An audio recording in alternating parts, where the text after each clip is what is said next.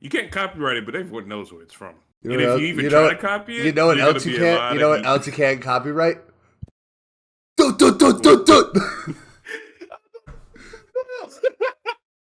Dude, what a week we've had. What a week! What a week! This Yo, episode produced by Westside Gunn. the Griselda crew. Jesus Christ, This is now the Griselda cast. it has a grip on your boy, like Jesus Christ. Yeah, definitely. Um, but I'm assuming we've started. Welcome to the podcast. Welcome to the podcast, everybody. This is normally airlines. We've had quite a week. We've been blessed with what could be considered two contenders for Yeah, like top yeah, no, five, what? top 10, Not even. something. Yeah, absolutely. Like these are absolutely both, ironically, uh, top 10 material for me. I just feel like this perfectly lines up with our personalities. Yeah, This is essentially what we aim to be. yeah. These No, two this was, albums are you and and like we kind of I. polarized a bit on them a little bit. I feel Yeah. like I definitely feel like this weekend was different vibes for the both of us. Oh yeah, absolutely. But Uh, even still, like I've had quite like so much enjoyment listening to both of these albums because yeah, no, they're so dude, different, but they're both exactly. so good. I love the idea of like counter programming, right? Hmm. It's like the idea that like if you put something out at the like in a completely different creative space as like another big thing, they can help each other, right? Like a Hmm. great example of this is like a really really like like old and like obscure like movie reference. But you remember the movie Ted? Yeah. Like with Mark Wahlberg with the talking teddy bear? Yep. So that movie moved its release date up 2 weeks so it could release at the same day as Magic Mike, right? The idea being that the audience for Ted is the exact opposite of like Magic Mike. It's why like whenever you go to a movie theater and you see like a big like studio movie, there's always like a rom com that releases the same week because like you want to offer something for the people who don't like for the Yep. largest group of people who aren't into the big thing, right? Right. And it's just this idea that like releasing two completely different things at the same time just kind of makes you listen to them both more, and that's how I felt. Wow, we've been drinking, like like So we're starting off right from the top. That was actually very introspective. Um, that was a great analysis on like these two albums. I think honestly. yeah, Uh, yeah, it's just it's really cool. It's a really cool to get these two albums. To be honest, I'm really happy that Drake didn't drop last week. I was just about to say, I think I kind of joked about it last week because, like, Loki, I was like, you know what? Smino, I put in some of my like top artists of all time. I think his style and his flow is very unique and he's one of a kind. A No, lot of people can be copied. I don't think Smino can be copied no, easily, I should say. no, Um, not the and whole I was like, package. yeah, no, not everything at once. He Yeah, brings too much to the table, especially just like the confidence part of it as well. He's one of the artists where I feel like his personality is actually what shines 100%. just as Like much as the music. his, you are hitting all the things I want to bring up. Yep, But yeah, he's almost like a figure more it is. so than an artist. And I don't mean that like to say he's not an artist because like he is like one of the Definitely most is. creative. Like when you were kind of flaming me the other day, like a few podcasts ago, and you were like, "Oh, will you listen to artsy shit?" This is artsy shit, and This it's is Archie. this is dope. Like, You know what? You're not wrong. yeah. Let's But yeah, let's just get right into the news. Let's just get right into the news. just like let's get this out. Nah. Um, Yeah, we have two really big releases in terms of albums, but like there's not a lot going on this week. yeah, Um, as much as I like to joke about Drake's lyric about saying how everyone has to move their release date when Drake drops, there low key is some truth to it. yeah. No, Boogie with a Hoodie said it. And like Yeah, the other thing is that like yeah, like when you have like Boogie with the Hoodie and Drake aren't opposites the same way Uh, The Smino West Gunn is yes, Westside Gunn. yes, definitely. Right. Drake, just because of who he is and the Yeah, brand presence that he has, he's going to dominate the entire market. and So also let's not forget 21 Savage. I know, I'm just saying in general, in terms of Yeah, like that brand aspect, yeah, I feel like Drake brings that into it, and then 21 Savage is like, okay, all the real hip hop fans are like, yeah, not because saying like real hip hop fans don't like Drake, but like in reality, 21 Savage brings those he has bars. 21 Savage has a much bigger core audience than Drake. Like Right. Drake's the biggest star in the world right now. And Uh, the expansion is so far where like it's hard to see if you no can find one can a top true him, Drake fan. but I think it's also safe to say 21 Savage has a lot more credibility, even with the whole being British thing. Right. I feel like people don't even talk about that in general. Yeah, because it's not that big of a deal. It's just like hilarious when you find out. It was a very Like like I don't big know if deal. you've ever The watched meme like blew up on Twitter. I don't know if you've ever like watched like a behind the scenes thing, and an actor you didn't know is British ended up being British, and it's like, whoa, what the fuck is going It's like on? everyone loses their mind, and it's especially for 21 Savage because like his personality and his Is persona, so everything Atlanta. that right, everything you know about him, at least previous to it being released that he was British, is just like okay, this is like the definition of an Atlanta nigga. Like this is him. This is the one. And then it's just like it breaks the mold. But even still, he used that to his advantage because like, have you seen some of the promo for this album? It's insane. They made a fake Vogue magazine. Yeah, They made a fake Tiny Desk video. yeah. They did some kind of interview where he was even talking about him and Drake were doing a fake interview with somebody. And this also brought up, we were saying like, oh, like how do you play like bring British into your music? It's like it's different things that they've brought in from the surrounding environment that we've been talking about on the podcast for Yeah. weeks. It's so amazing to see. The promo for this has been ridiculous. I I'm really give me 1 second.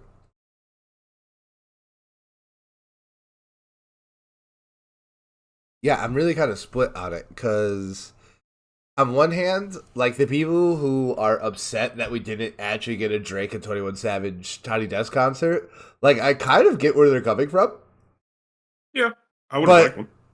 but like the advertising person in me is like, fuck, this is really good. Absolutely genius. This is really really good. I wonder what else they could do. I would love if they It's got like a fake game made or something like that. Like, yep. I can see them doing it. I mean, and it's done with such high quality in terms of the production and the marketing.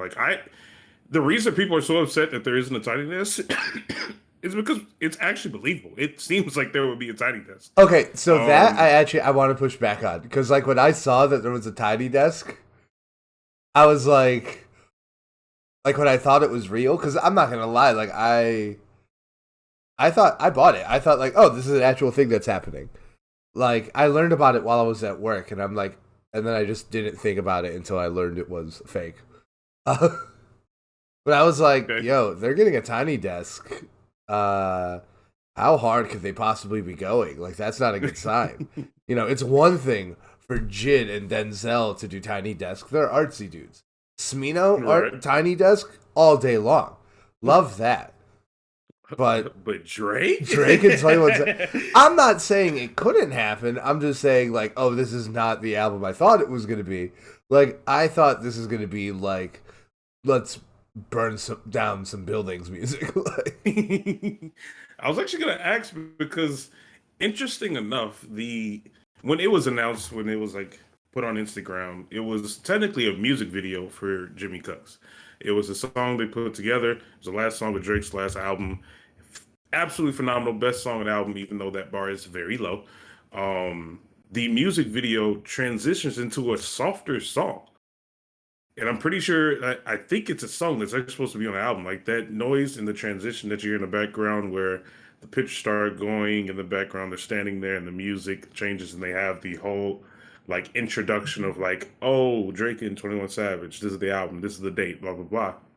I'm pretty sure that song is supposed to be on the album. And that is actually a relatively like slower song for a song like 21 Savage. We'll have to So I hear the whole wouldn't be thing. surprised. Yeah, I wouldn't be surprised if there's going to be some bangers. Like there's no doubt. Yeah, no. There's very clear things we need to set as a standard, and just to understand that, like my expectations, there's going to be multiple songs on the radio for the next couple of months. They're going to get a couple of hits. It's going to be on top 100 Billboard or whatever. Like there's going to be at least 2 or 3 music videos. I feel like.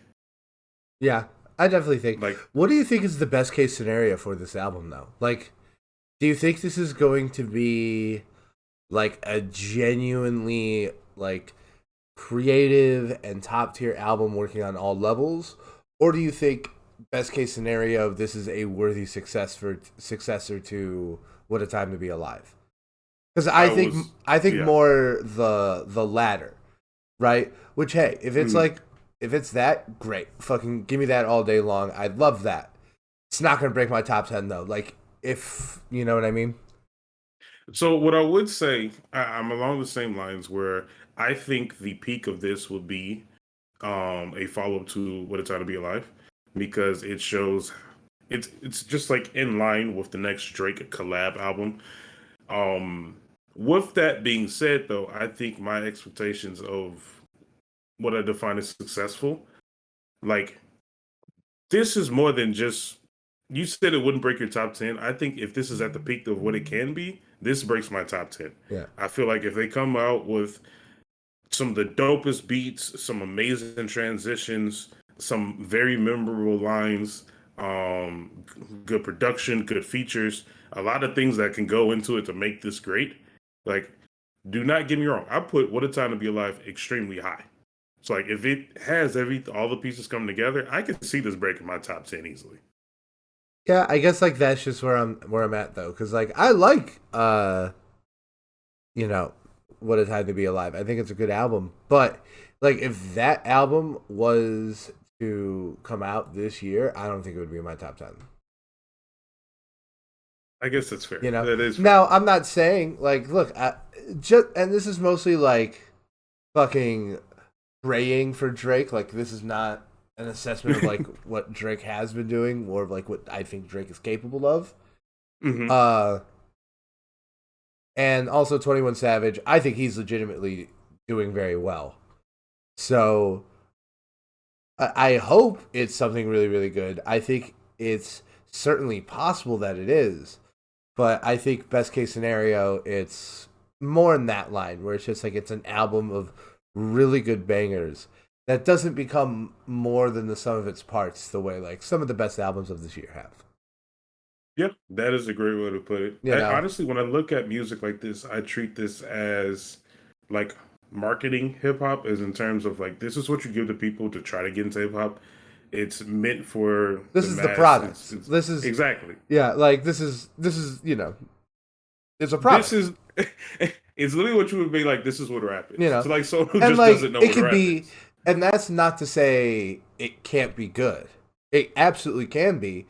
And when something gets that level of production and is creatively viable, that's how you get a Mr. Morale and the Big Steppers, you know?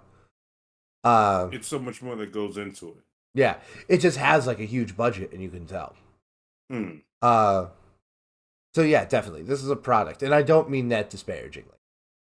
Oh yeah. I just understand. And like, look, theoretically, like I do like 21 Savage significantly more than Future. I mean, I like Future. Don't get me wrong, but like, I'm so glad you brought that up. so like, it's not inconceivable that it's even better. But like, I just think an album like that, like, yes, it's good. Yes, it has replay value. Yes, it has basically everything you want from it.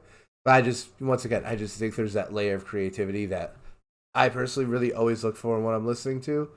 Mm-hmm. And you know, I think it just has a bit of a ceiling. Yeah, I was going to say you don't get it out of that product. Yeah, that's fine. Yeah. You know, and once again, like not all, you know, it's we'll get into this later. We'll have a full episode about the commercialization of music. Yeah.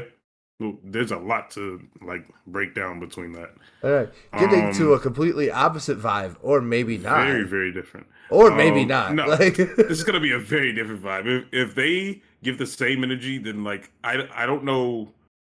if I'm more surprised at Drake's, I'm more surprised at Joji. But yeah, Joji's coming out with Smithereens. This is actually like a very big announcement. Yeah, I because feel like Joji Joji has a has been huge on fan the base. uprise. Yes. Joji has a huge fan base. My thing is that like I've listened to him a few times. I've enjoyed it. I just never come back to it. Interesting. You know, like I will almost certainly be listening to this at some point before the end of the year. And you know, who knows? Like this could be the song that breaks me into Joji. Mm. You know, or the Honestly, album that does. But that's just my. I've listened to all of his stuff in the past, and like it's good. Like I do not. Anyone who likes Joji, hey, that's super cool. But it's just like hasn't resonated for me personally. mm. It's a very unique style, to be honest. Is And it? like Because I his think it's origin. kind of. I think it's kind of very much downstream of like the mainstream trend in R&B rate lately. And that's not to say it's bad, but I don't think it's particularly inventive. It does seem kind of I I think the only real criticism I have of Josie is that it's a bit derivative. At least for me and what I've taken out of like from Joji, from at least what I've like picked up on his style. The reason I say it's a little bit different because you're right. Some of the like messages are just kind of trickled down from that mainstream, Yeah. and so I More feel like the like sounds. yeah, the sound. I feel like his experience sets him aside because they're coming from a very different, unique view. Um, I don't know many other artists that are very similar to Joji just because of its like very laid back style. Even if you pull it up in terms of on Spotify, I'm looking at like artists that he's similar to, and like even still, these people I don't really compare him to. Like Rich Brian comes up, Jaden comes up, Kevin Abstract comes up, Yeah. And like mm, and I oh just don't feel Kevin. like he fits any of those moves. Yeah, Yeah. Kevin. I definitely feel like he's like the Kevin Abstract of like alternative R&B. Interesting. You know, I feel like Okay. he's in that lane. You know, I definitely look. I think he's within the cultural conversation of hip hop. Like if you go to like our hip hop heads, which I've been doing a lot more lately. Hmm. Uh, like yeah, he's absolutely within this circle that we draw around it. But you know, I think creatively he's much more aligned with R&B. Hmm. No, I agree with that. Yeah. I mean, one thing that's coming up here, kind of transitioning on, he is often compared to people that are somewhat within that Brockhampton circle. And so we're getting Yeah, we're getting our first Brandon. look at the next last final Brockhampton album. What's your thoughts? I am very excited. Did you see the track list? I'm gonna be honest, I haven't seen almost anything.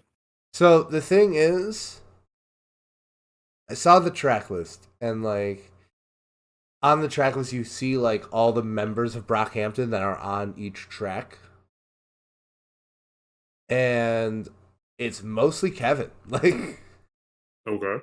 Like don't get me wrong, like every other artist is on at least 2 or 3 songs, Hmm. but it's very Kevin focused. So I think first off, like I'm always going to be quality first. Like this is one of my favorite groups of all time. I'm gonna give it a shot. I'm gonna listen to it, and if it's good, it's good. Like it doesn't. Nothing really else matters.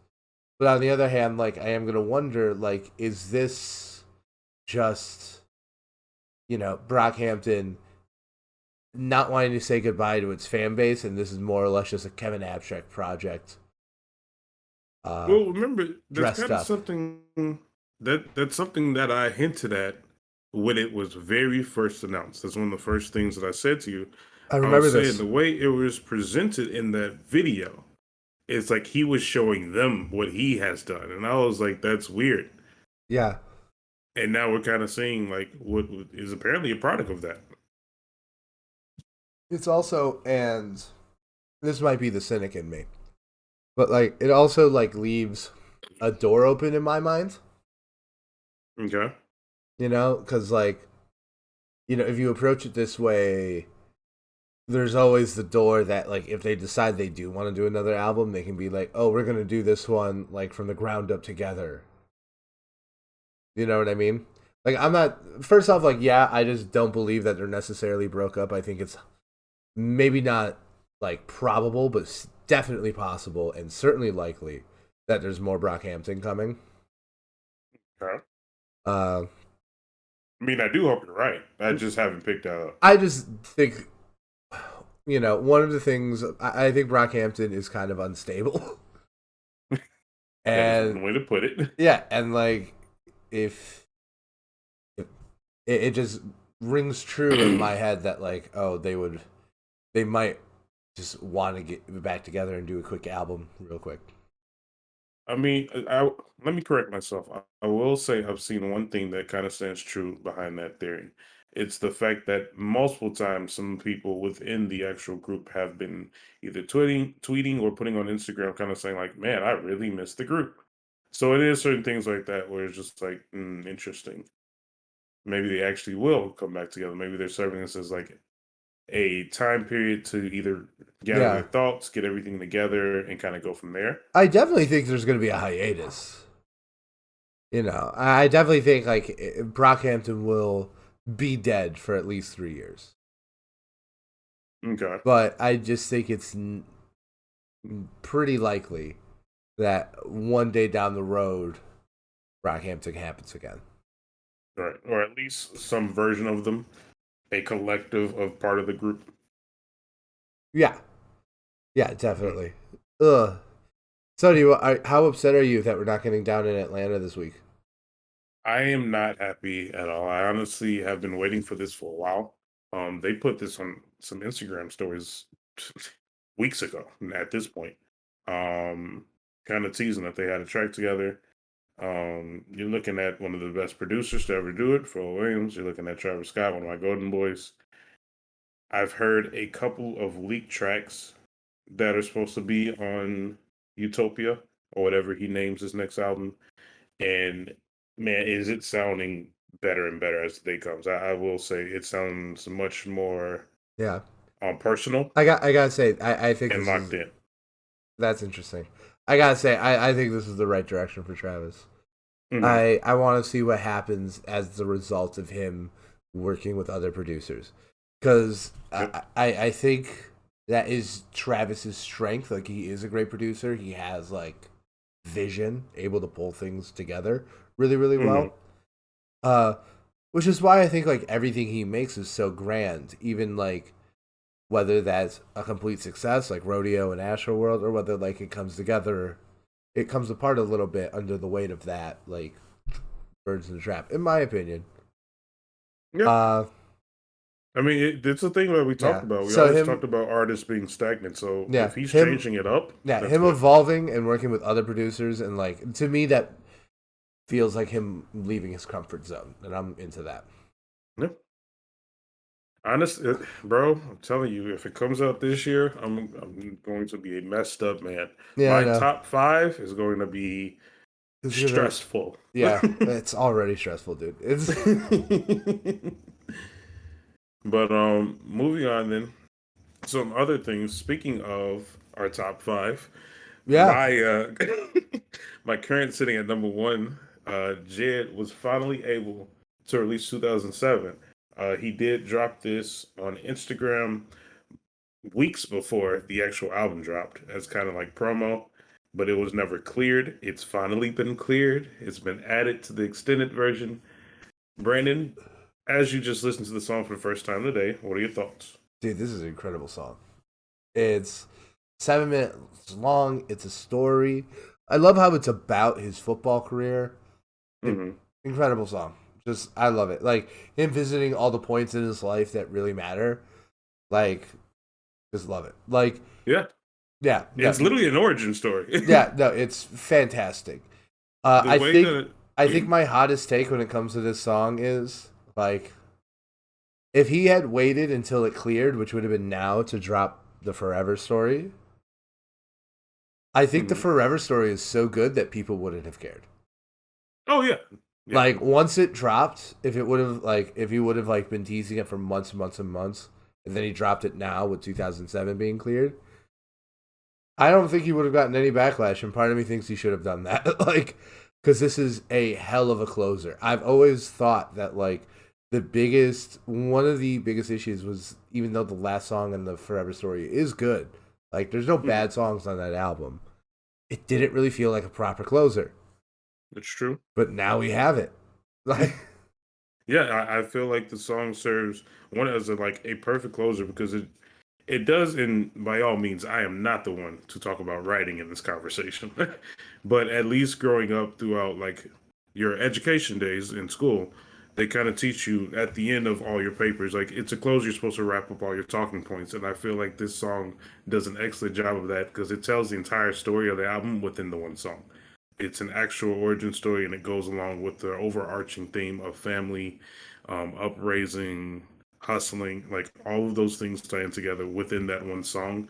Not even just within the lyrics, but the beats and the transitions, the actual features that he brings on. He's bringing on the co-president of Dreamville. He's bringing on J. Cole. He's bringing on a short little skit with his dad. Like it is the entire album who is the in one song. co-president of?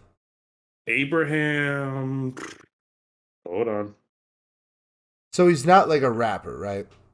No, no, no, no. This man, Because like it Abraham. I'm sounded pulling up familiar. his. I'm pretty sure I've heard him on things, but I'm tweaking right now. Abraham Hamid. Him and J. Cole like go way, way, way, yeah, way I'm back, I'm and both of familiar with the them. name now that you say it. Like, Yep, both of them created Dreamville together. So people don't really know Muhammad behind the scenes, but like he is just as important to the foundation of the entire organization in the Dreamville Records. The fact that this is his first feature on any song and he chose it to be Jid, there is so much that goes behind like the symbolism and like the meaning behind that. It's a perfect song. I'm sorry, I'll stop talking. It's a perfect song. wow, all right, um, but yeah, I guess should we get into the worst news? yeah, let's do it. This is not fun. Um, it's man, I'm gonna get emotional. I'm not even gonna lie. This one hurt a lot. Over this week, we lost Takeoff, a part of the Migos. He was the youngest one, died in a bowling alley or outside a bowling alley. Not too sure of the details over what's supposed to be an argument that started Yeah, from a an dice argument game. over a dice game, apparently. Yep, a dice game. He was shot and killed. Confirmed dead on the scene in the arms of Quavo. That's not good. And like that is it's just a lot to take in. Yeah, It's a very sad thing, and I feel like this is one of the bigger. I mean, regardless, all of them matter, and they all really suck. And I hate that rappers are just dying for like literally no reason. It's no so reason. stupid. Yeah, But this is like one of the bigger names in a while. and it to me it came across as extra senseless, right? Mhm. Because like, There's literally no reason. yeah, it was an argument. You know, this guy wasn't involved with crime. This guy wasn't on drugs. Not that those things are reason to die. Hmm. And, you know, those things are greatly impacted by outside factors. But, like, this wasn't even that. You know, this could have been any dude on the street.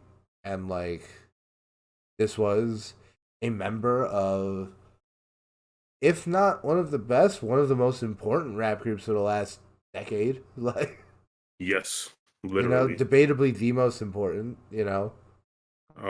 They And brought in the triplet flow again. They yeah, changed so much of the actual trap they were genre they within were rap. my intro to like what this kind of trap, like, because I listened to like GZTI and Killer Mike, but like Mm. this generation of trap, like I was all in on Migos because like at the time it was really just Migos and Future, and I just always thought Migos were better. I mean, you're not wrong. Saying either one is good. So, Yeah, um, I just feel like this one hurt a lot. It it honestly did. did, and It really it did. might just be like weird timing or whatever it is. But just the idea, another thing that a lot of people aren't bringing up, and not to get within their family business, but the idea of dying without resolving issues with your family members is a big deal, and the fact that I don't know if you ever worked everything out with Offset, but like just that idea of like maybe they weren't able to finalize or come to a conclusion on whatever differences they had. before he passed away. It really sucks. So Like you something want to go home. Yeah, go ahead. so something I heard on the Twitter sphere, right? Because Hmm. so like don't think this is 100% true because apparently some people were pushing the absolutely harmful and needless theory that like Offset might have been involved with like the death, which is just obviously not what happened. Right. That And would be like terrible. in response to that, people were posting like proof and like tweets and stuff proving that Offset and Takeoff were like cool at the time. Like they had that is what I had heard. That like they had Hmm. completely swatched their beef. They were on completely good Okay. terms. So that was at least like that was good to hear. Because like, the Migos are important. Hmm. Yeah. Like they're important. And like it is unacceptable that this dude couldn't live through a dice game. And like it's just it really sucks because you really want to support your community, and I love seeing like young black men grow and be successful. It's just certain things you gotta grow out of. Like value life. There's so much more. It's such a useless death.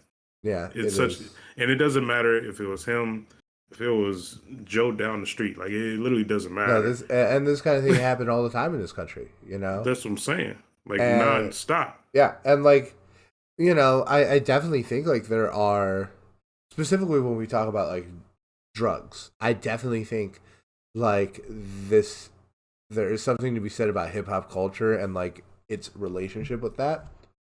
But in this case, it's just not true at all. I don't think. I think this is just the kind of violence that happens every day in this country, Mm, and it just bit someone who like we all really cherish. right. It's I can't keep going on. Yeah, let's move on. There's so much to say. Let's move on. So we Um. hinted at this. We hinted at this earlier, but a Boogie with a Hoodie delayed his album, Okay. because Drake is dropping. Drake was originally supposed to drop last week. Boogie was supposed to drop this week, and then Drake moved, so he moved. And Like literally. he tweeted about it. And you know what? Yeah. I respect the honesty. Like, keep it real, dude. Like, yeah, like absolutely, that's what you should have done. To me, this says nothing more than Boogie with the Hoodie is able to think critically about his situations. Like, Mhm. I mean, so honestly, I didn't know how I felt, but I did bring it up to, and I was like, low key, like, it's funny. Like, it's funny that it happens, and like, it's real that it happens. yeah, So I think it's a good thing that he did move. yeah. Now, another thing is like, is it lame? Personally, I feel like this just hurts pride more than anything. You know what? I would argue that like, look, if it was a Boogie with a Hoodie delaying because it was some artists of an equivalent size of because Nav was dropping or something, right? Nav's a great Mm, example, right? If he was like, "Oh, Nav's dropping, I'm gonna delay," I'd be like, "That's fucking lame." right. Like, but this is Drake, dude. Like, Right. This is completely this understandable. is on a completely different stratosphere, right? Like, so I'm sympathetic. I'm definitely sympathetic to what you're saying, but I think I disagree. Okay. Fair enough. Yeah. It just sucks in his condition. Yeah, That's that's all. a, but like at least he's real about it. And like, you know, Do you know? Because I think it was just like a month, right? I yeah, think he I pushed it think out it's just roughly a like a week. month. Oh, he starts doing a week. I think it's just a week. Yeah, like or Okay, maybe a okay, couple. Like, okay. Then I don't feel so bad. He'll be fine. yeah, like no, He'll dude. get I his think he's listeners literally just eventually. trying to get off that date, and like I don't fucking blame him, dude. Yeah. Like, yeah, I I mean, don't. honestly, in with him and everyone else, I kind of joked about this at the beginning of the podcast or the episode, but like, um, that's it for the news. Like, that's all that has happened in this news. So Yeah, there's literally a reason. Like, this yeah. is just Wow, Drake's we news. are. Yeah, this has not been a lot for the news. Like No, it has not been a lot for the news. But even better, now we have time to discuss the two really good albums. albums. So we're gonna be Yeah. doing two reviews this week. We're putting on our reviewer hat. We are not the needle drop. We're cooler. All right. Welcome to the Unpaid Nobody's Let's not Reviews. get fined. Yeah, let's review. We want to start with Westside Gunn. I think that would be appropriate. Yeah. So Westside Gunn dropping on the 10th anniversary of his first Hitler Wears Hermes mixtape. Dropping 10. Good idea. To change First the off, name. yeah, good. Yeah. First off, I appreciate that he just like didn't make a big deal about it. He just named it 10, moved on, didn't bitch Speaking about of it. awareness, this is literally it. Yeah, being But aware of what's going on. also clearly did not change any of the music, because they say Hitler Wears Hermes 10 a bunch throughout the album, like multiple times. As like it literally is a mixtape. It sounds which like I don't bemoan a at feature all. You like, get out of it. Yeah, which I don't bemoan them at all. Like they should not have actually, but probably a good idea to take it out of the title. Like Purvis, just where we are right now. So I think fair to say that we kind of came down. First up, spoiler alert: we like both albums. We both like both albums, like a lot. Yeah, a lot. Like we both like both albums a whole lot. And a matter of fact, we probably will grade them probably similarly. But we did kind of polarize on these two a bit, just in the sense that 10 kind of dominated my week. Mm-hmm. Where Smino just took over everything that I know. Yeah. So I wanted to ask you, just put you on your back foot. What did you think? Like, what was your thought on this? I will say coming into this album specifically, I've done a lot more preparation, I would say, for a Griselda release. I will be honest with you. Prior to this year, I didn't have a lot of experience with this style of rap. Yeah, I didn't really get to enjoy it. I got into Griselda last year. Okay. When remember the song Fi-Fi with Tobe and Naguiwe? Yeah, I sent it to you. yeah, remember? He references them in a bar. And I was really into that song, so I looked them up, and I was like, "Oh, I know Benny the Butcher and like these guys, right? Like names you recognize." Yeah, but still, they've been doing this for like a decade. Yeah, no, they've been around for a very long time. And I got in because I remember I listened to Hitler Wears Hermes 8 when it came out, just side A, and yeah, it's been wild. It's been a wild year. I mean, it's a perfect time for them or for Westside Gunn to release this because it honestly, we're going to get into this in general because this is one of the main topics, but I think Griselda in that style of music is at a peak right now. Trap hip hop and them, like, I think are leading the actual genre. Yeah. Well, to be honest, like, I feel like this is the first big movement to challenge trap in a long time, right? Yeah, it really like is. This is the biggest boom bap, like the Griselda boom bap movement, right? And I think it's interesting because they have trap songs on this. Like, there's clearly no sense of like trap beats and everything. Yeah, like there are trap beats on this album. Really well done, I'd say. So I mean, that's the thing. Yeah. So coming into this, and like, because sorry, go ahead. Yeah, no, something I just wanted to get out there was this boom bap sound was always a sound that like conceptually I really, really like. The idea of like jazz kind of put together into a hip hop beat. Mm-hmm. But like I was born in 1992. I turned 18 in 2010. I started going out in 2013. And even though that sound is probably a sound I prefer more than trap, I think it's just fair to say that like just the more popular and probably better artists were just making trap music. Oh yeah, that's for the last really good point 10 years, right? So like as someone who is probably just like biased towards like the boom bap sound, let's just make it clear that like trap has not only been more popular but also probably creatively better than boom bap until Griselda came around. Yeah, it's a good thing you bring that up because there's a clear reason behind that, and like you said, it's how people actually listen to it. It's the artists that are behind it that are supporting it. I feel like trap music is just it's one of those products that's easy to be like, hey, you may not listen to like hard rap, but here is some good hip hop you can get into for people that may not really like go into that kind of field. Yeah. Um, But yeah, and I feel like this is for people who like that rap, like hardcore hip hop from the '90s, and just want something new in that direction. yeah, I was gonna say something more modern where the Yeah, beats and the production is more up to scale with what we can actually do nowadays. yeah, exactly. Not saying that older music isn't as good or as like creative. Not saying that, but just like in general, because of technology, because of more sounds and just how people feed off each other. I also think Nowadays, we just have more to actually give.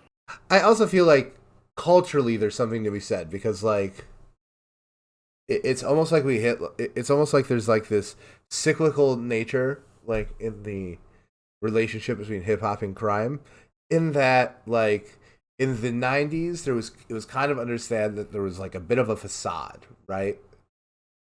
Hmm. And now there is none. Like, right? And I would say what makes Griselda sound kind of cool, and this is something I said to you this week because I've gone back and listened to a bunch of this stuff like after 10 came out. Um, Yeah. So what I would say, and this is what I was going to say earlier, coming into the album, we have been blessed. yeah, with them Like this we year. have been eating just in general. Yeah, I will say, previous to last year, because I wasn't really listening to it. This year, personally, I've gone into Tana Talk 4 with Benny the incredible. Butcher. I've gone into SSS with Freddie Gibbs. Yeah. Now I think it's Even though he important. isn't in that field, it's He's similar. he's certainly in the same subgenre, right? It's just Hmm. that Griselda is like a label and a creative collective.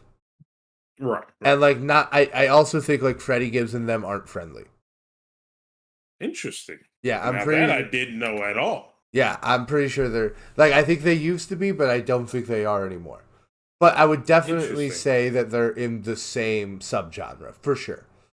Yeah, Like uh and what I was gonna say, even building off that, more of an expansion, just like we got Pusha T. It's kind of in the same field, more commercialized, but like Pusha I've T, gotten yeah. so many different versions of this style. Yeah, we've You got know, you Run the Jewels, which I think like might not be commercialized, but certainly a very exactly. approachable version of this sound.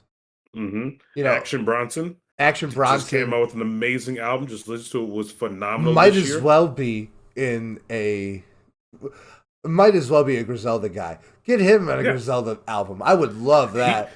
he's done multiple features with them. Like I wouldn't be surprised. Yeah, dude. You know who else has? And like, fuck, I want him because he doesn't. He tries to go the main street route, and he's failing. Uh, and I think like if he kind of like ran with these guys, I think he would be like a really cool voice in that crowd. And I think it's Belly. Oh, okay.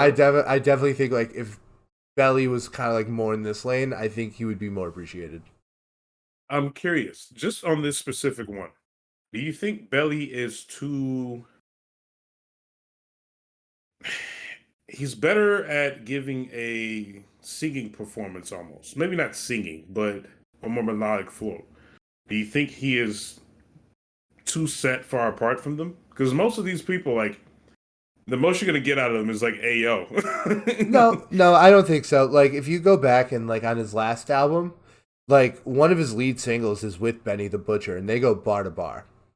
Okay, You know, he okay, doesn't. I agree that he certainly makes a lot more sing-songy, vibey music than Griselda. and it's better at it. And you could, okay, fair point. But I think like no, I think he has I think he has the lyrical skill to do it, 100%. Okay. And like he's done features with these guys. Like he's not completely out of the loop. I just don't think he is doing the same thing. Right, right. I definitely think he's chasing more of a mainstream vibey sound, which hey, that's great, but I think like he would have more success in this lane. So I'm actually curious. One thing, kind of going off of this, and hopefully it's not too far off the direction of the podcast. No, I don't think so. Um, we've talked a lot about them, and this is something I wanted to talk to you about because I feel like you got a little bit more experience than I do. We've talked about them being very collective, very strong together, where like all the pieces come together and they actually can produce a much better like album for people. I think this is expressed in the last song of the album that's like 9, 10 minutes Oh yeah, long, the posse track. where like everybody is on it. It's everyone. Conway the Machine is on it, and I don't think he's on Griselda anymore. Right. And Yeah, so like like that is an amazing piece. But yeah, I have a slight problem, and I'm curious if you've seen the same thing. yeah. Okay, what's up? I feel like they're too similar. And by saying that, it's interesting to see a rap label, Connery the Machine, dropped an album. Yeah, Benny the Butcher dropped an album. Now he's dropped an Armani album. Caesar, Armani Caesar has dropped an album. Westside Gunn has dropped too. Exactly. Like Um, you know, it's hard to tell the difference between them at one point. um, I definitely agree. I definitely agree with that. As I've listened to them more, I think I've gotten away from it. And what's actually kind of ironic is like, even though he's kind of the mastermind behind the whole thing, and I think he's an absolute genius, I think the one I enjoy the least is probably Westside Gunn. Okay. So like, to me, like, yes, the overall music is certainly like extremely similar and they do kind of blur together in a way. I totally agree with that. But like I feel like once you listen to them enough, you can kind of get that like yeah, Conway's like a storyteller, and he goes hard. Benny the Butcher is all about wordplay and shit. West Side Gun is more very old school boom bap combined with like the ad libs of like the trap era like Right. uh The random yelling. And I say that because, like, I think West Side Gun is good. Like, I like West Side Gun a lot, but I think, like, I think they're different enough, but I definitely am sympathetic to that. I see why someone would say, like, yeah, these all sound the same to me. Do you think like because I've listened to everything but excuse me, oh my goodness. I've listened to everything, but I think is it Conway the Machines? Hold on. Benny the Butcher, I think. I've listened to everybody's but Benny the Butcher. Yeah, Um wait, you listen to Tana Talk 4. That was Benny. wait, no, not Benny. Who's the other one? Now I'm forgetting which name. Are you talking about This is the pro Yeah, I This know. is the There's problem a that lot I'm of them. having. They're like Brockhampton, but not as silly enough. Like, it was Kanye the Machine. I haven't yeah. listened to Kanye the. I think that's the Machine. best one. Conway the That's Machine. actually what I was about to ask. Okay, so that's the best one. Conway the Machine is the best one. I also really like. I don't think this is technically a Griselda release, but it has all the Griselda artists. I also really like Black Soprano Family, Okay. Okay. which I think gets to the reason like why I like this stuff so much. Is because it just sounds like a mob movie. It literally just sounds like It does. like it's like, hey, mob movie, but like gangster rap. It's like, give me all that. That's exactly what I want in this life. Like, There's so many. I guess we can get into the track list. There are so many bars in this album from track to track. Well, I've literally had to like pause the music and like, hold on, let me think about this for a second. yeah, It's not like overly complicated, but it's very creative wordplay. Where it's like, man, that really gets you thinking. yeah, yeah. What were some of your favorite tracks? Standing out for me, some of my favorite tracks. BDP stands out to me That was a because it good has one, that yeah. very unique sample in it that stood out for me. Science Class, I think, is fantastic. I Science think Class Busta is Rhymes, easily one of the strongest. Yeah, Busta Rhymes gives debatably the feature of the year, in my opinion. yeah. Um, It's one of them. Yeah, for sure. it, I think what I enjoy the most out of that one is just the tempo, how he actually goes along the beat. Busta Rhymes is known to be a lyrical fast rapper, and the way he can actually bring that into like that style, Yeah, phenomenal. he's like that, but like good. Yeah, phenomenal. Yeah, But honestly, this might be a stretch. My favorite song is Red Death. The last song, yeah. the That might be my 10-minute favorite song, one too. I we've talked about like 9-minute songs that Yeah, kind of change your perspective on music. This might make the list. yeah. No, I definitely agree. How do you feel? Red Death is my favorite song on it too. I think Yeah. the beat is incredible. I think Benny the Butcher opens it up with I think is the verse of the year. Because, like, to me, like, there were 3 times where I was like, fuck, this is the best verse I've heard this year. Like, and that was Busta Rhymes on Science Class. Mm-hmm. Even though I wouldn't say let down, but, like, it's not one of my favorite songs on the album. Switches on Everything, Run the Jewels. I thought LP fucking killed it. I thought that was, like, incredible. And then Benny the Butcher on Red Death. I'm like, these are the best verses I've heard all year. Holy shit. Yeah, honestly. They done a phenomenal job. Yeah. How do you feel about because one thing that's standing out to me, because you know I like features a lot. Yeah. Relatively, all of these features, the only I use famous very loosely. The only major famous artist is A$AP Rocky, in my opinion. Yeah. Everyone else is either within Griselda or kind of a not smaller name, but maybe an older name like Busta Legacy name. Right. You know? Exactly. I mean, on one hand, you know, I agree with you because, like, A$AP is, like, the only real big mainstream name on it. Also, Shootouts in Soho is one of my favorite songs on the album. Mm-hmm.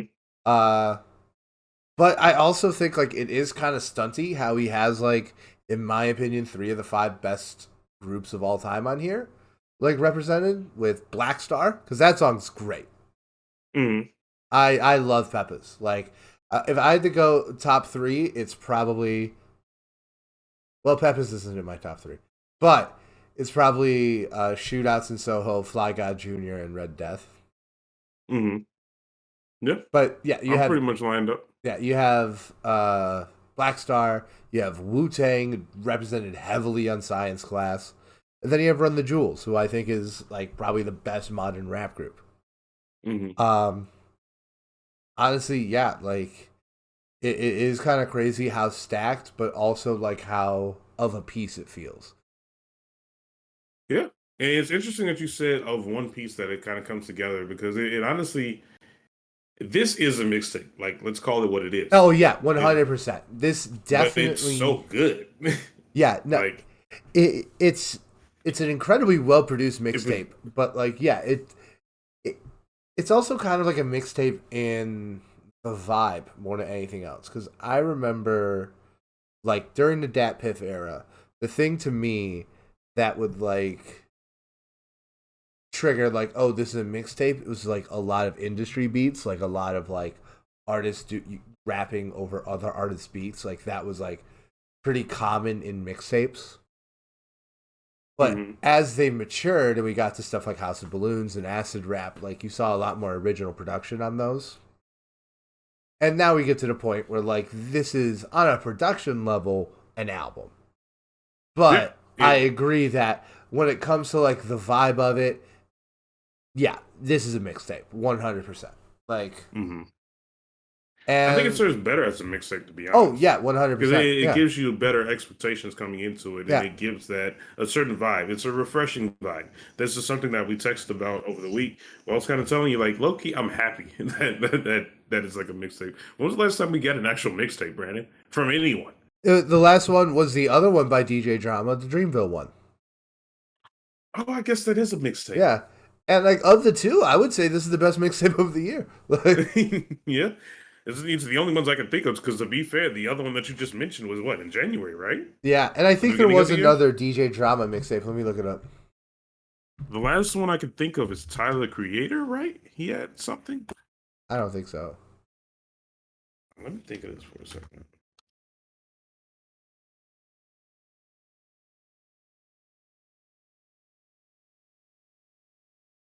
Oh, no, yeah, it has a song with Tyler, the Creator. Okay. Let me see what's, like, a full titled album. Anyway, yeah, no, this is an incredible album. Just forward and backwards. I do say, like, it is, like, something I go back and I'm like, okay, I'm going to listen to these 6-7 songs a million times. You know, yeah, I'm going to listen to Red Death a million times. I'm going to listen to Science Class, BPD, Peppas, Shootout in Soho, Fly God Jr., which, by the way, I thought Westside Gunn sounded great on that trap beat. Hmm. You know, I agree. like, and once again, like, I think he's a really good rapper, but like, I thought he was especially good over the trap beat. It's something I would love to see him explore more. It's interesting that you say that because I feel like he has the capabilities of actually going into other styles of music, and that's something that Yeah, I would want to see out of some yeah, of the people with the Griselda. I know that's what makes them special and makes them them, but yeah. they have the capabilities of giving other I styles. think as long as they never stop making that, I don't think I think it's kind of open season on literally other style on any other style for like experimentation. Hmm. That would be the vibe I have. And also I Yeah. think in a time right now where people are really like, you know, with the Kanye West shit, I think people are looking for like other great creative minds that they could follow. I think Westside Gunn is certainly like one of those. Hmm.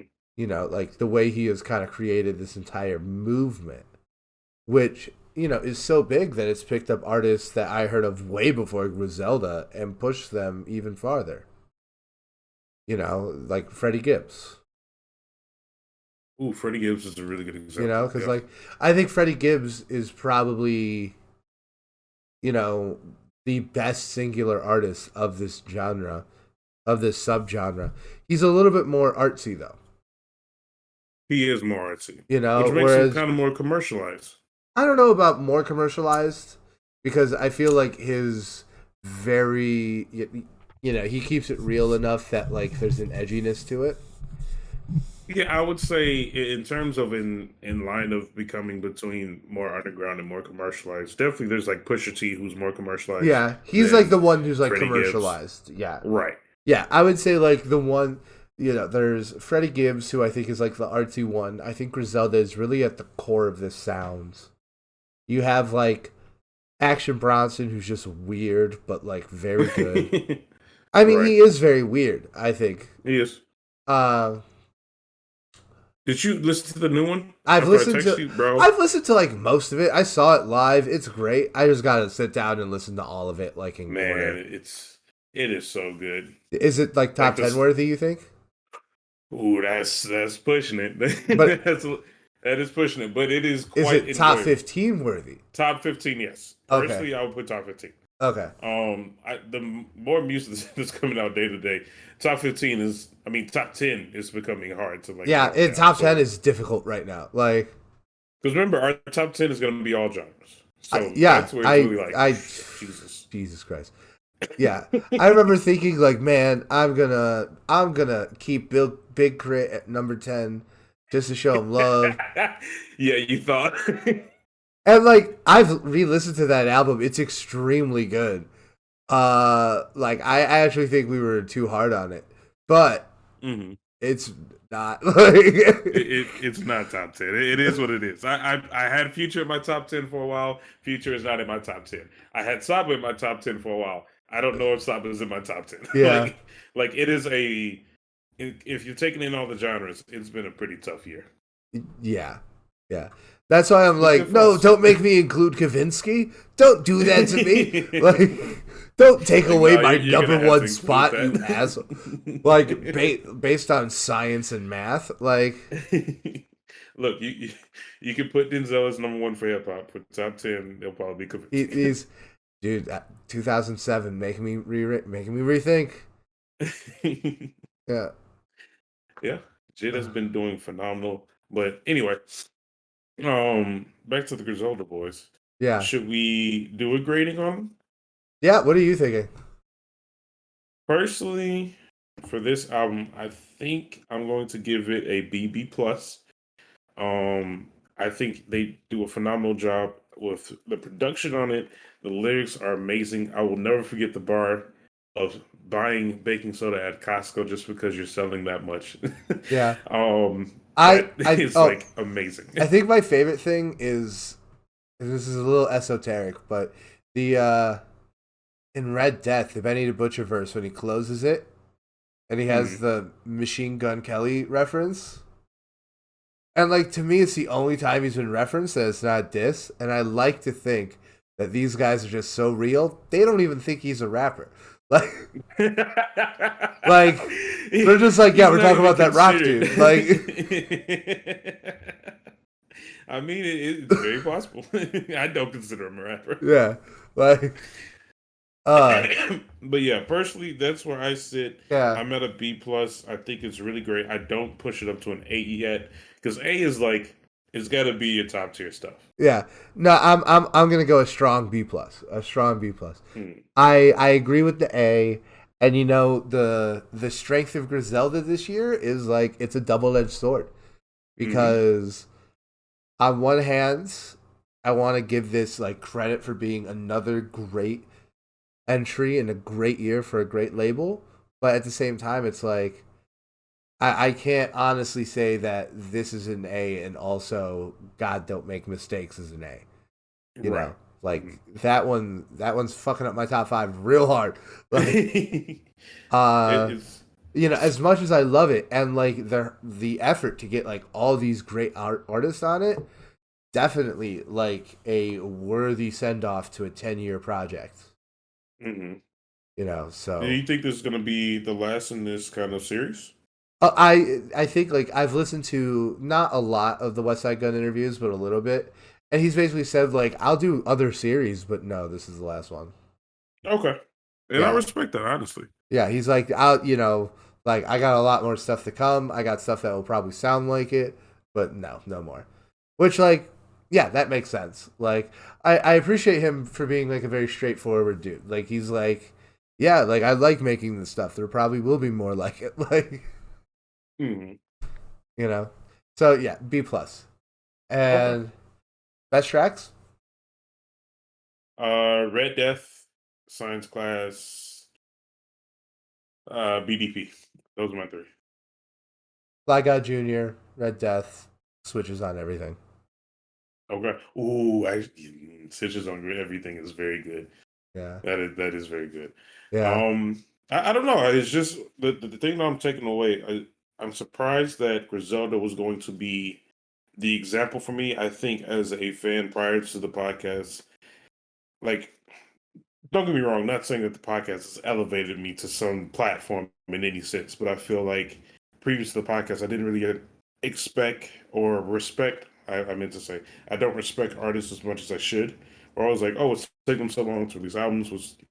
What are the label? What's the label doing? Like, let's get everything together. But now that I see the effects of like a label being overproductive, and there's some flaws to it. It really does take away from that artist's like production for what they can do for themselves in a sense, just because it's being compared so much. Yeah, definitely. But All right. should we go into Love for Rent? Let's talk about Love for Rent. Brennan, I'm gonna let you start because if I start, I'm not going to stop. Yeah. No, yeah, no, that's definitely fair. I want to start off like with a segue and like my initial like reflection on like 10 compared to Love for Rent. Okay. And really I feel like 10 feels so much like a mixtape because of Love for Rent. Because Love for Rent Okay. feels like an album. It feels like a cohesive artistic statement. Um, and man, this is smooth. This is like a smooth, easy listen album. Tracks top to bottom. Like to me, and we'll talk about this when we get to the track list.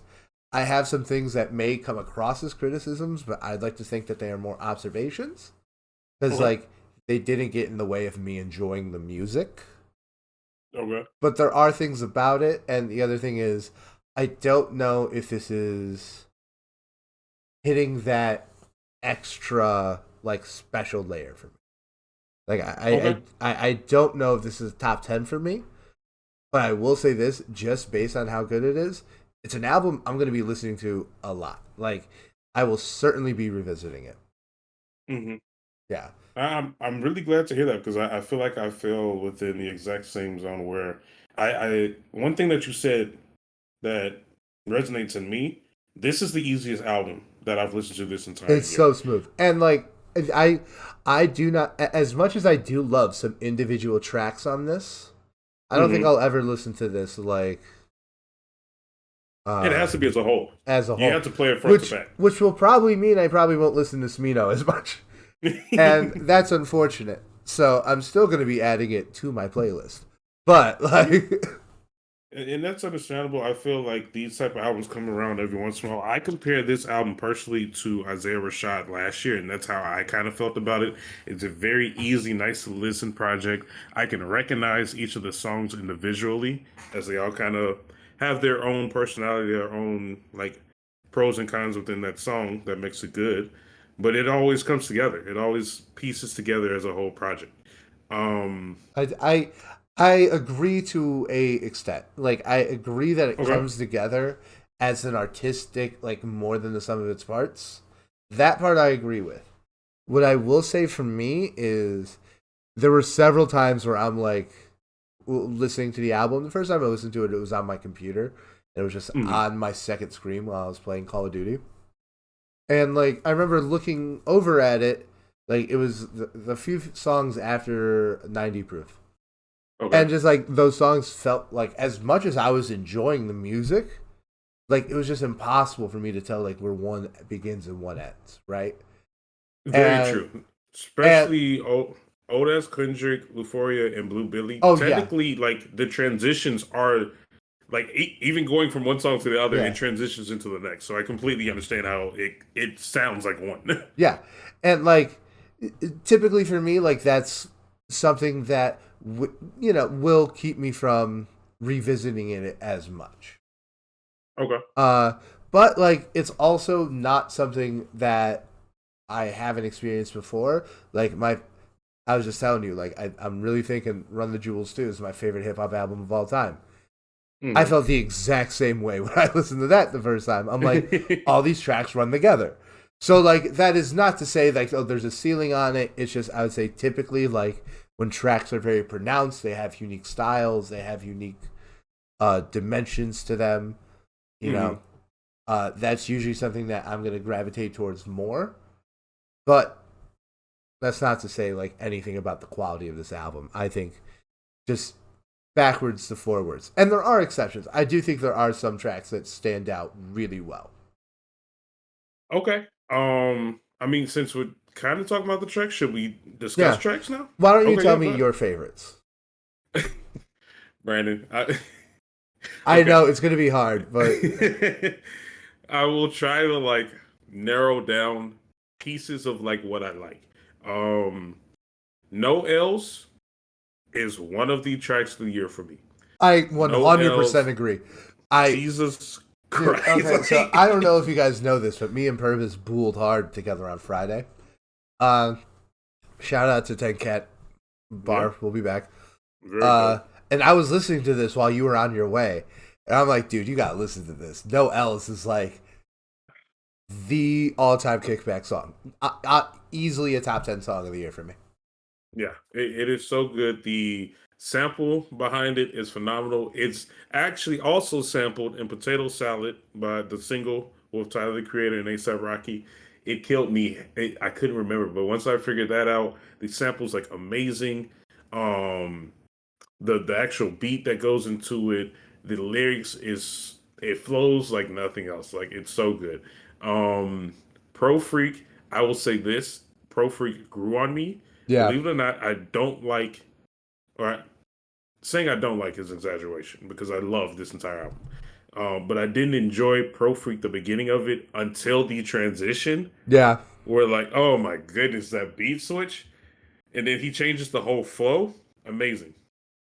Um, Yeah. And I really love Dochi's feature on that. yes, she did phenomenal on that.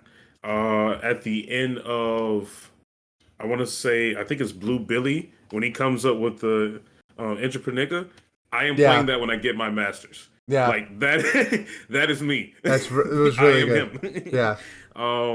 Been a minute has one of the best skits that I've heard this entire year, Totally where agree. he's calling into Yeah. Kroger to get like backwoods.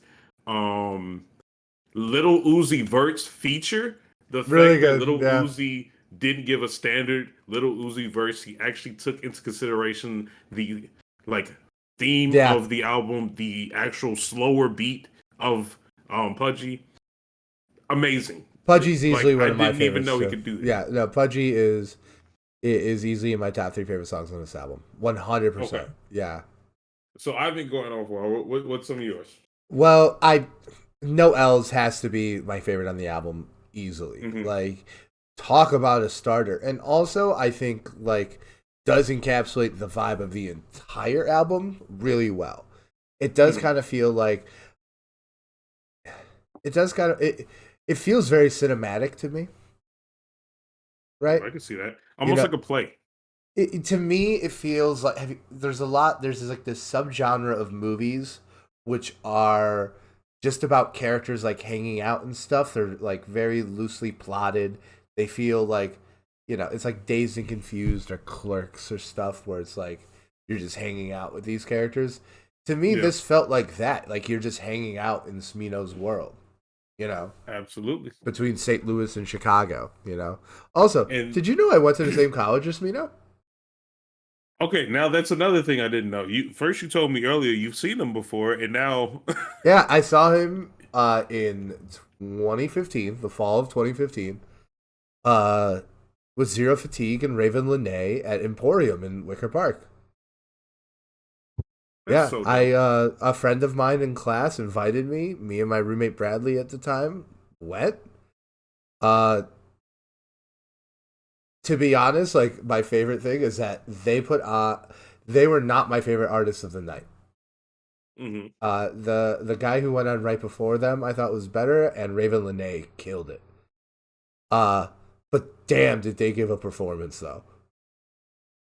Like, That's so dope. they were very much winning over the crowd, and like I respected the shit out of them. And you said this was back in 2000. What was it? 15, 15. Okay, yeah, yeah. So this was. and I just I'm knew them trying to as Zero see how Fatigue. far. I did not know them as Smino. I did not.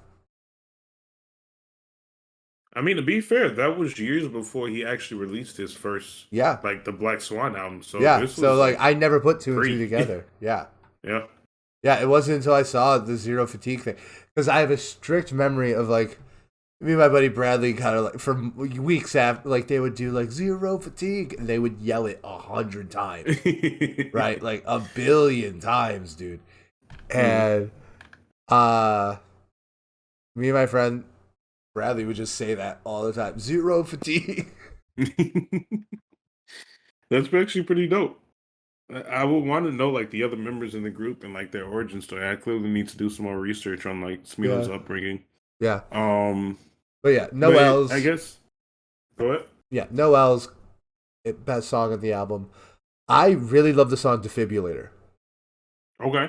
I thought Defibrillator was, it's very smooth. It's like almost like R&B like, which is Hmm. kind of crazy. Like it doesn't really feel like R&B because it's not really dramatic, and the it's sing-songy, but it's not like, It's just his swag, bro. yeah, Like, like it's if just, I'm being honest, it's just yeah, and Smino. it His feels, personality oozes into it. yeah, dude, I could not have said it better. That's exactly what it is, right? There are just some artists who just bleed into whatever art they create, and like low key, I struggle to think of a better example than Smino. Like, No, and that's one thing that I've watched a couple interviews prior to this podcast, just like in general, because I've been a Smino fan for a while. yeah, Like one thing that Smino actually brings to the table is a very unique black excellence. Like a lot of times when people are thinking about like black culture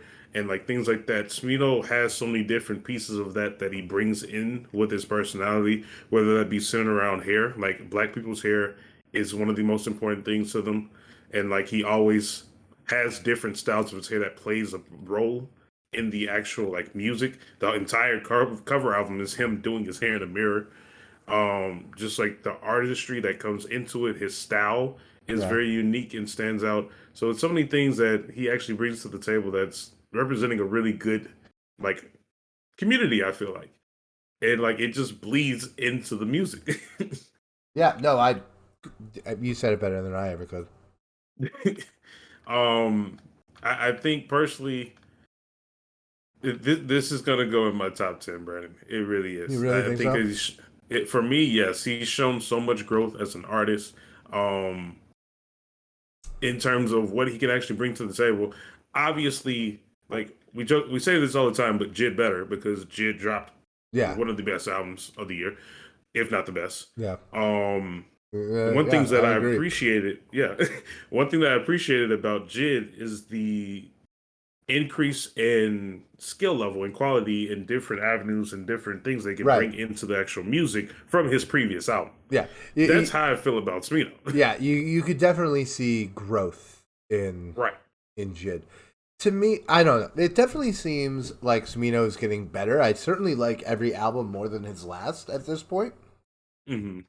I don't I know. don't think the jump is as big as Jid's. Yeah, I Yeah, don't that's think just that, but it yeah, is that's exactly what I was gonna say. right. Like, Yeah, it's not nearly as big. like it's objectively happening, or at least like based on like my own experiences of the albums, like it certainly is. I He mean, yeah, started we're making seeing it very good live. music, and now he's making incredible music. Like, And man, has he stepped up?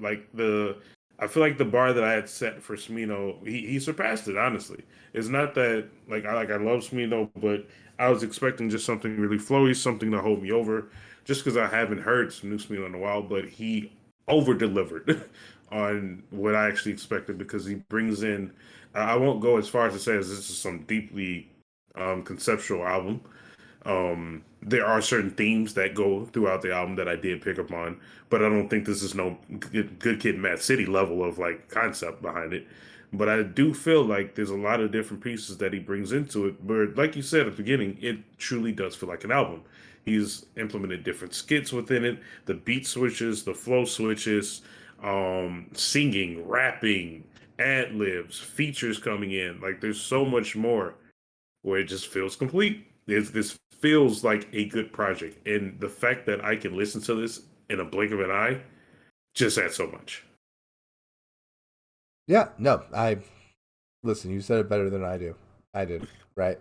So my final thoughts on this album is it's an album I'm gonna be checking in on like my own feelings on Hmm. pretty often because I think this is gonna be something I listen to pretty regularly and like other albums similar to it's reminding me a lot of Run the Jewels too. Like I'm gonna want to. My opinion's gonna evolve as I get more and more familiar with the music, Hmm. and just like my natural desire to just hear it will just keep driving me back and back until I understand it more and more. So Yeah. this is definitely one that even though I'm not super confident it's gonna wind up in my top 10, it's one I'm definitely excited to talk about.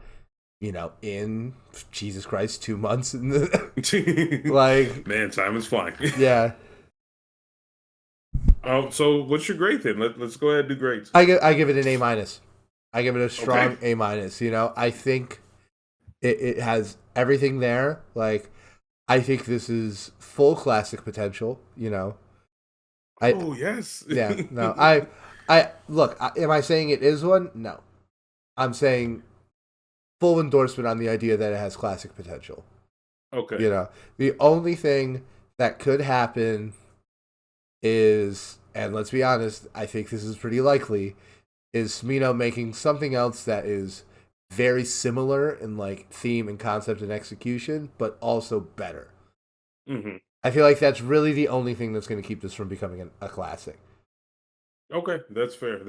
That's one of the questions I And forgot to even bring it up. yeah, well, just because I think it's like I don't think it's one of those like, oh my god, like it shifts the conversation around hip hop upon arrival. Hmm.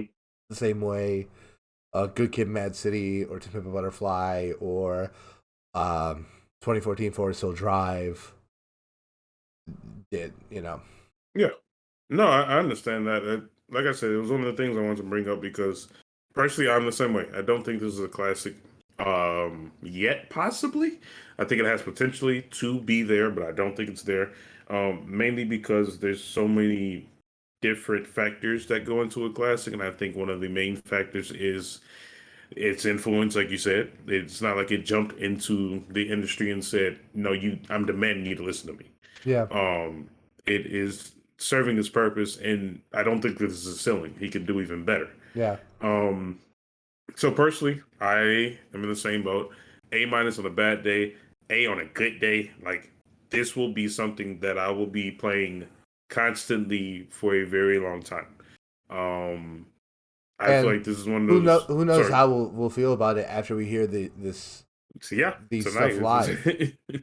Who knows? Yeah, because Um, I feel like seeing like Forever Story too, like seeing those artists perform this shit live. Like to be honest, like seeing Denzel live is probably the reason is probably a huge edge that I'm giving him right now. bro, we were really about to go see like two people that are okay. One that's in the top five, one that Easy. could be in the top 10. So like we are getting Jesus. This tour is about to be insane. Which actually, and I'll close off on this because we both gave our grades already. One thing I want to bring up because we're going to their concert, and it's not going to be a large time venue. I think this deserves to be somewhere like the United Center, but it's just not. If we're being realistic, um, I want to bring this up because I think this applies to Smino. I think this applies to Jid. This applies to Denzel Curry. All three people we bring up constantly. This applies to even Westside Gunn, the other album that we reviewed. How do they get over the hump? How do they grow fan size? Or is it even something that they should care about? You know, like I'll say this: like when I saw Denzel Curry, you know, he was closing against two of the biggest acts at Lollapalooza, and he had a full crowd.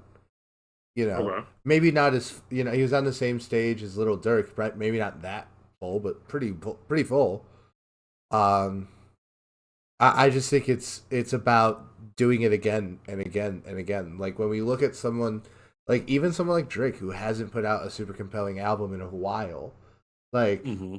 he still put out like his first album, which name escapes me, which is pretty good. Take Care. The one after Take Care, that is also really good. Mm-hmm.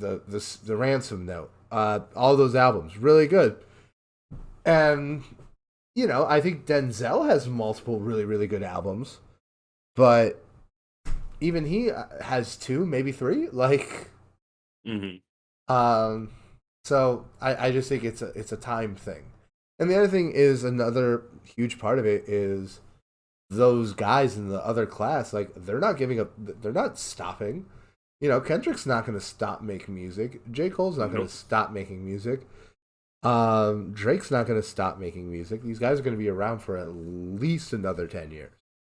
So Mm-hmm. the thing is, like, unlike Kendrick, J. Cole, and Drake, these artists have to find a way to pull these crowds living within a culture that has a Kendrick, a Cole, and a Drake. And it's going to be a unique challenge, but I think these ones are up for it. You Yeah. know, you have you have Griselda bringing back classic sounds with like new, I feel like very modern lyrics and very modern rappers.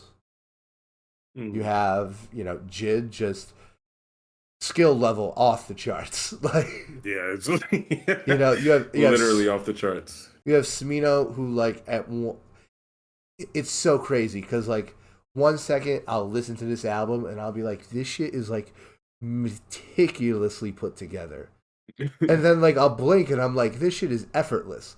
Like, you see what I mean? Like that is Yeah. Yeah. that, and what bigger compliment can you give to something like Love for Rent? Mm-hmm. Yep. All right. All right, shall we move on to our recommendations? Call it a night. Yeah, we can wrap it up. We can have I'll a open it up. an ultra rare normal sized episode, not short, normal, like Normal, because we had maybe one short. not short. um, we'll open it up. I mean, well, I'll open it up. Yeah, open it up for me. The first one I'm going to do, we have, I don't know how to pronounce it, NX Worries and Anderson Paak. I know they've kind of worked together multiple times. Yeah, Their song FKKU, which I believe is short for fuck you. yeah. Um, it is such a good song. It has a very smooth bass in it that's just banging the entire song. It's very good. I can't recommend it enough. All right, interesting. All right, my first All right. one. The other night, you and me hanging out. We were drinking.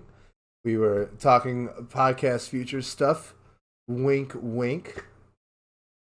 and a song came on, and now it's stuck in my head, and it's "We'll Be Fine" by Drake. Nice. Right. Too good. From Take Care, correct? Yep. That song is so good. That song is so good. Okay, but what I'll do for my second one, I have been revisiting some of my lo-fi music. This is music I haven't listened to since my junior year of college when I was in the dark ages, or the dark times. But I listen to a lot of lo-fi, and Dude, I I listen found to a lot of like lo-fi. I would say like music I find like on random playlists on YouTube, like in the lo-fi sub like sphere.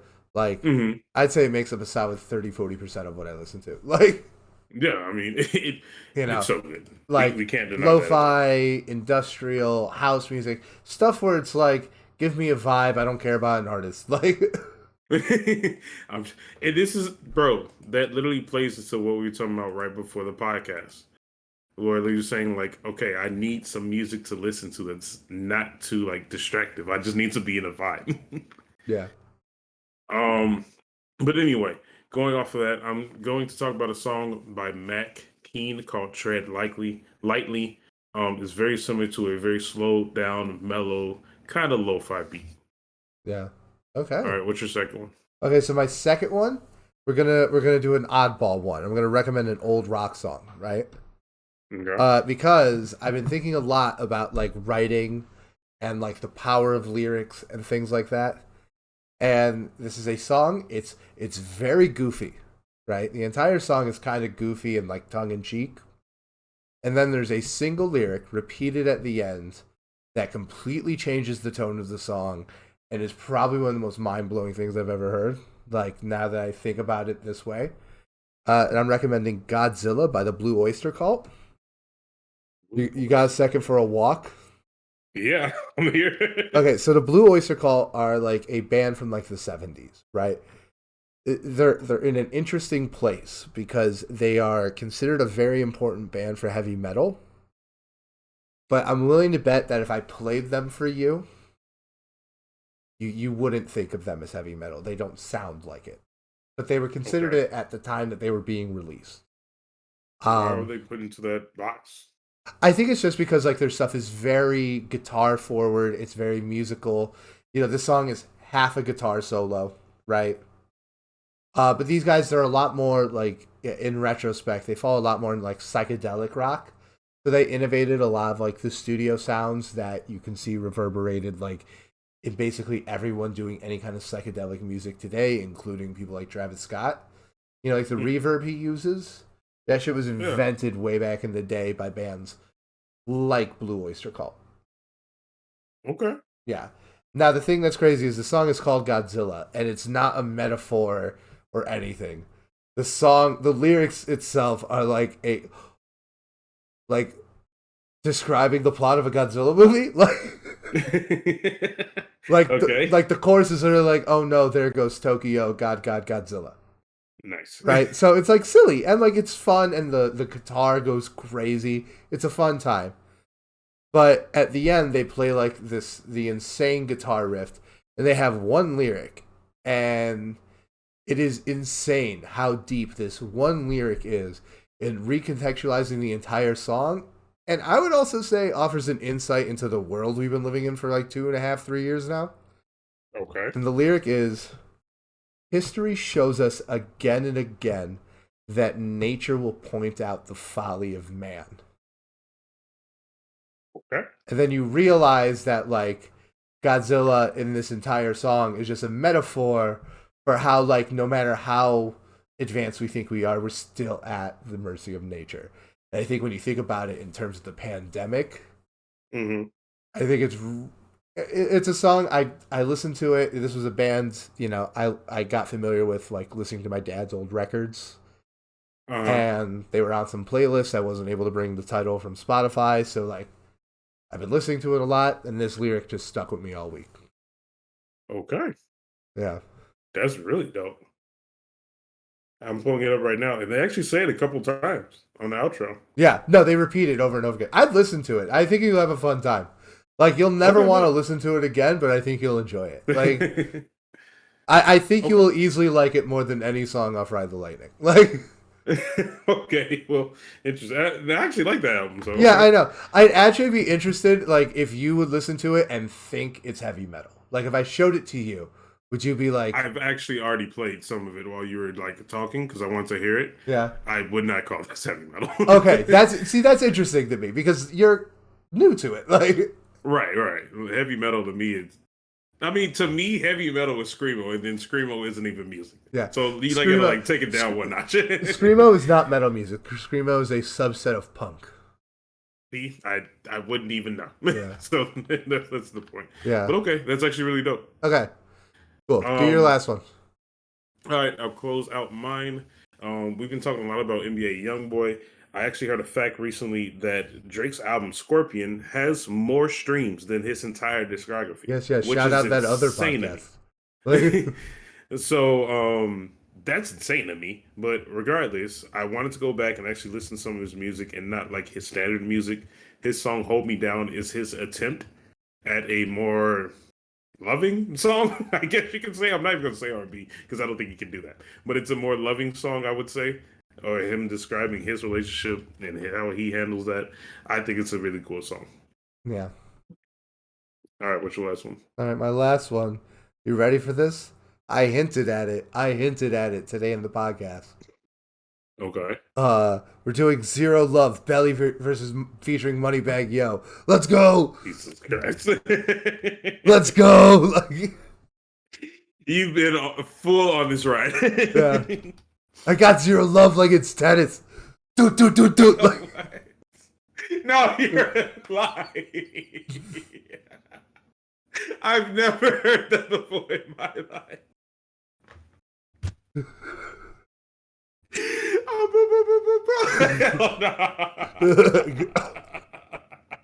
Good night, everybody.